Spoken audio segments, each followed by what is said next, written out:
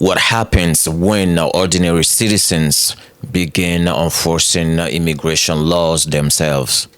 Imagine being stopped on your way to work, asked to prove your identity, forced to show your documents, or even being ordered to leave your home, not by police officers, but by private citizens. According to Amnesty International South Africa, this is becoming a disturbing reality in parts of the country. The human rights organization says vigilante groups are increasingly targeting migrants, business owners, and entire communities while accusing the governments of failing to stop them. But supporters of these groups argue they are simply doing what the government has failed to do. So who's right? Let's get into it.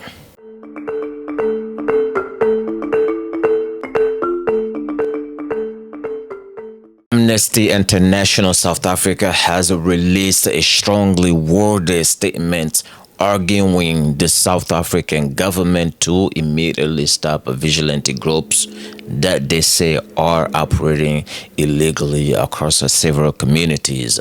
According to Amnesty, these groups are targeting people based on their nationality or even their perceived immigration status. That means someone does not necessarily have to be an undocumented migrant to become a target. Simply looking or sounding foreign may be enough. The organization says the reports include people being stopped on the streets in order to produce identification documents. Others have allegedly been intimidated publicly, humiliated, forced out of businesses, or removed from their homes.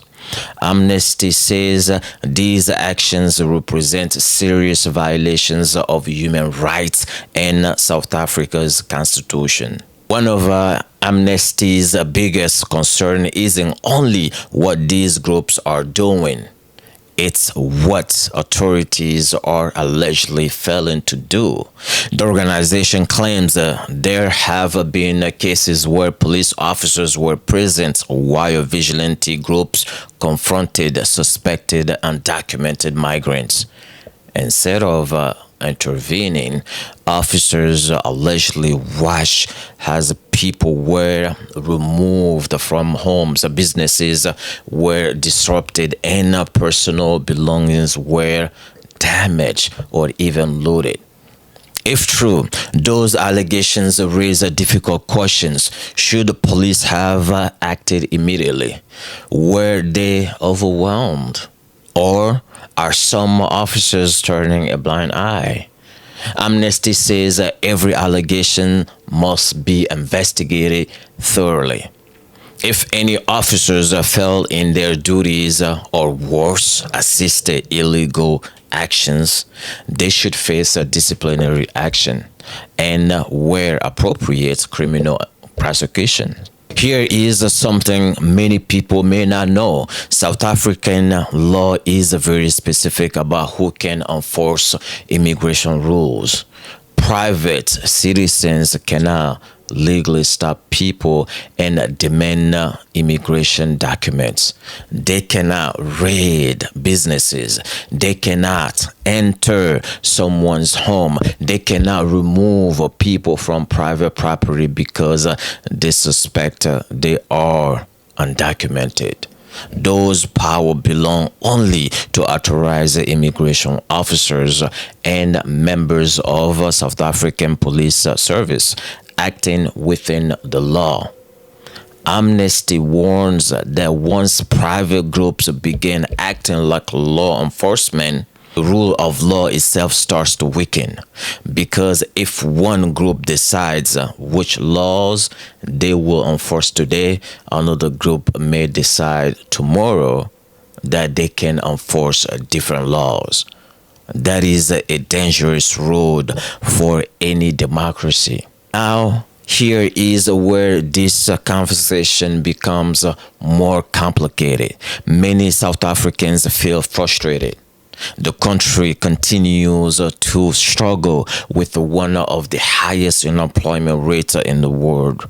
The communities are dealing with crime, housing shortages, pressure on healthcare services, and economic hardship. Some residents believe undocumented immigration has made these challenges worse. Whether those perceptions are supported by evidence or not, they have fueled growing public frustration. For many people, the feeling is simple: the government isn't doing enough. And when confidence in government declines, some communities begin taking matters into their own hands. That appears to be what Amnesty fears is happening. Amnesty says something even more troubling is taking place. Vigilante behavior is becoming normalized. Videos circulating on social media show people stopping migrants, demanding documents, and celebrating these confrontations online.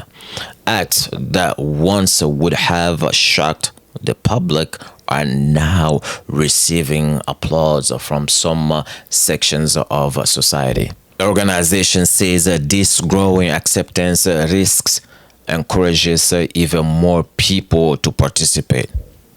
History has shown that when unlawful actions become socially acceptable, violence often becomes more likely. That is exactly what Amnesty says South Africa must avoid. To be fair, the South African government has publicly stated that it does not support illegal identity checks or vigilante behavior. Officials have repeatedly emphasized that immigration enforcement must remain the responsibility of government agencies, but Amnesty argues that words alone are no longer enough.